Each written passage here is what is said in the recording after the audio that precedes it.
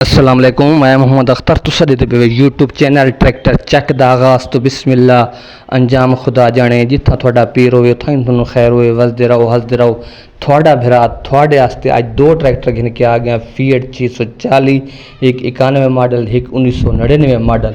दो ट्रैक्टर का व्यू करें तो जल्दी जल्दी चैनल को करो सब्सक्राइब, लाइक, शेयर तो तुसा ट्रैक्टर का मुकम्मल करो व्यू।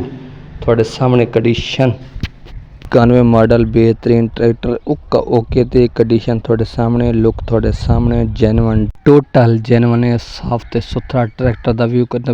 बैटरी देख सकते वे साढ़े सामने वड्डी बैटरी रखी हुई। टायर तकरीबन 10-11 ने टायर, मैकेनिकल चंगा, इंजन गियर इसका फुल चंगा, टायर ते सुथरा ट्रैक्टर 1991 मॉडल। कंडीशन देखना मुकम्मल, लुक चेक करना। ट्रैक्टर थोड़े सामने, कंडीशन थोड़े सामने, लुक थोड़े सामने, हर चीज़ सामने। ट्रैक्टर दे हर चीज़ देख सकते वे, टायर देख सकते, रिम देख सकते वे, बैटरी देख सकते, शो देख सकते, तले कंडीशन का रंग देख सकते वे। ट्रैक्टर बड़ा साफ ते सुथरा थोड़ा भरा थोड़े वास्ते लैके आए। कीमत वगैरह थोड़ा दस देना। इस ट्रैक्टर की थोड़ा पास आवे तो आ सकते वे।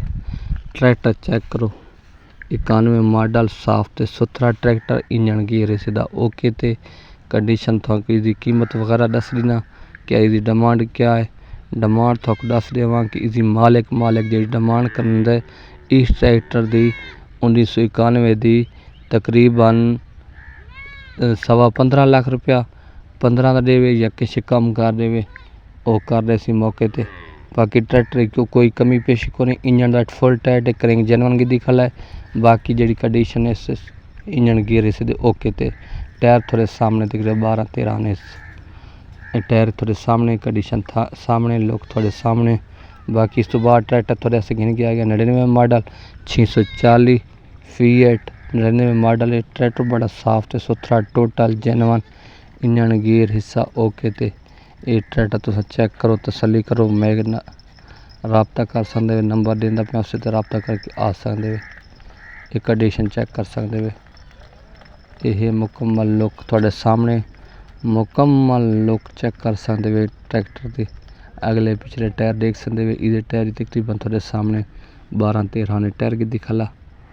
बाकी ये ट्रैक्टर साफ ते सुथरा टोटल जेनवन, इंजन गियर साफ बिल्कुल ओके ते कंडीशन थोड़े सामने, लुक थोड़े सामने। इसकी कीमत थोक दस देव कि कितनी डिमांड है। बल्कि ट्रैक्टर तुम चेक करो तसली ना, इसकी डिमांड वगैरह दस देना। जिस भाई पसंद आए रबता करके आ सकते घिन सकते।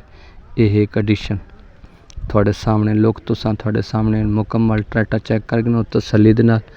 इसकी कीमत जी मालिक करेंदा पे थोक दस देव कि इसकी कितनी डिमांड है। मालिक इसकी 18.25 डिमांड करेंदा।